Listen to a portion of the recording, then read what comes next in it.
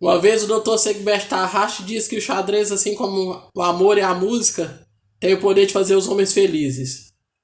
Então vem comigo ser feliz no vídeo de hoje.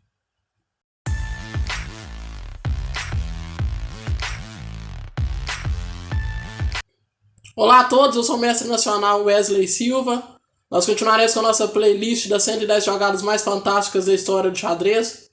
Nós estamos agora na nossa jogada fantástica número 35, com as brancas, o grande mestre russo Anatoly Karpov, campeão mundial, um dos jogadores mais fortes de todos os tempos, jogador que nós já vimos aqui no canal algumas vezes, e com as negras, Wolfgang Unziker, jogador alemão que chegou a ser 6 vezes campeão alemão, e ele tinha uma curiosidade que ele não chegou a se dedicar profissionalmente ao xadrez, tanto que Anatoly Karpov o chamava de o campeão mundial dos jogadores amadores.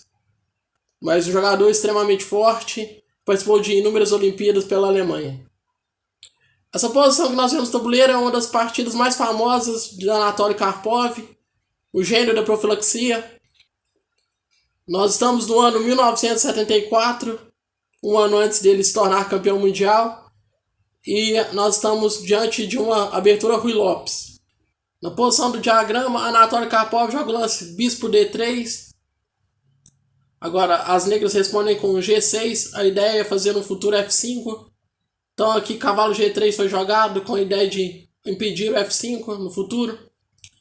Bispo F8 aqui para colocar o bispo no fianqueto. Torre A2 com a ideia de dobrar as torres. C4 atacando o bispo, então bispo B1. Dama D8. Agora a ideia das negras é trocar a torre, jogando torre por A2 e depois jogar a outra torre em A8, se apoderando da coluna aberta. Mas nessa posição, Anatoly Karpov vai realizar o seu lance mais famoso de todos os tempos. Aqueles que não conhecem essa partida, é o momento de pausar o nosso vídeo e pensar o que fazer para impedir o plano das negras. Espero que todos tenham pausado o nosso vídeo, tenham pensado o que fazer. Nessa posição, Anatoly Karpov vai realizar a sua jogada mais famosa de todos os tempos, bispo A7. A ideia é bloquear a coluna A e agora somente as brancas vão poder usufruir dessa coluna. E além disso, agora as negras vão sofrer um ataque na ala do rei. Então, após o bispo A7, seguiu o lance cavalo E8, bispo C2, cavalo C7, torre de E A1. Agora as brancas estão dominando a coluna A e as negras não tem como fazer nada para evitar. Então dama E7 foi jogado, bispo B1, bispo E8, cavalo E2, agora as brancas vão planejar um ataque na ala do rei. Após o cavalo D8 foi jogado o lance cavalo H2, com a ideia de passar o cavalo para G4. Então bispo G7, F4 para abrir a ala do rei, F6. Então foi jogado o lance F5, G5 para manter a ala do rei fechada, mas agora entrega algumas casas importantes para as brancas. Então bispo C2 foi jogado, bispo F7, cavalo G3, cavalo B7, bispo D1, para ocupar agora a casa H5. Então H6 foi jogado, bispo H5, propondo a troca dos bispos. Dama E8, dama D1, cavalo D8, torre A3, rei F8, torre de 1 A2, com a ideia de fazer um possível dama A1, o que nós conhecemos como canhão de Alekhine, porque foi uma estrutura que Alekhine usou para vencer Aronizovich. Então rei G8 foi jogado, cavalo G4. Tomar o bispo não é possível porque esse bispo por H5 seguiria cavalo por H5. E se dama por H5 seguiria cavalo por F6, cheque, ganhando a dama. Então aqui foi jogado o lance rei F8. As negras não tem muito o que fazer, então cavalo E3, rei G8, bispo por F7, cheque, cavalo por F7, dama H5, cavalo D8 propondo a troca de damas, dama G6, porque agora se dama por G6, após F por G6 a casa F5 será um posto avançado para os cavalos. Então rei F8 foi jogado, cavalo H5, e nessa posição as negras abandonam a partida.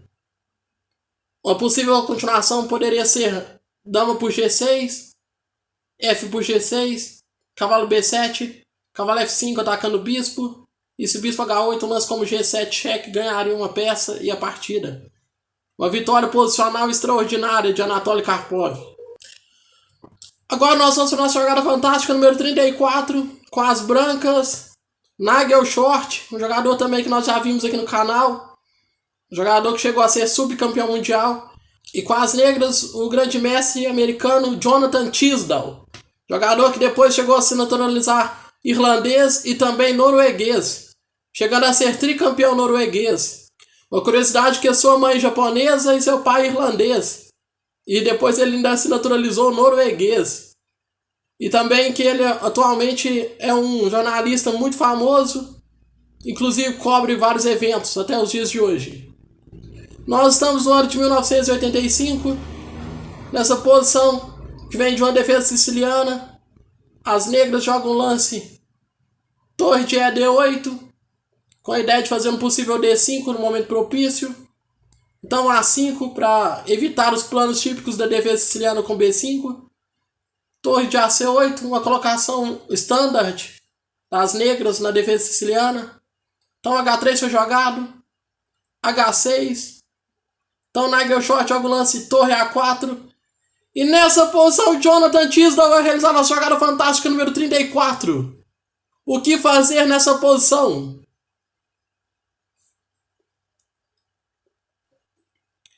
Espero que todos tenham pausado nosso vídeo, tenham pensado o que fazer.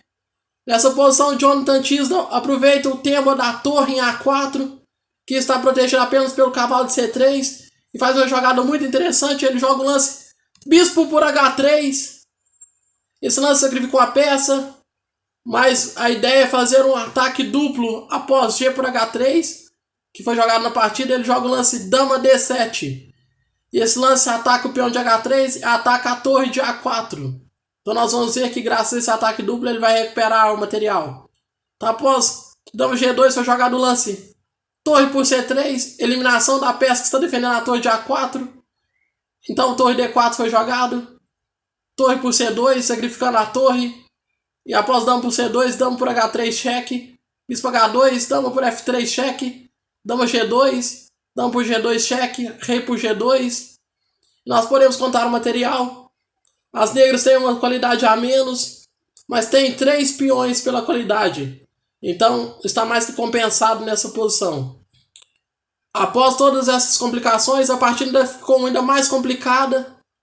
E graças a esses 3 peões, as negras conseguiram empatar um final em que elas ficaram com uma torre a menos.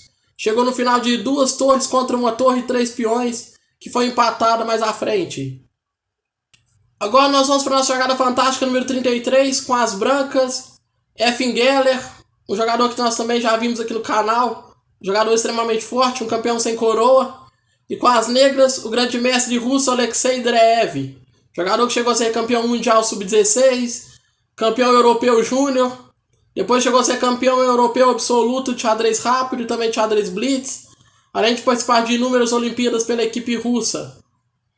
Nós estamos no Aberto de Nova York no ano 1990.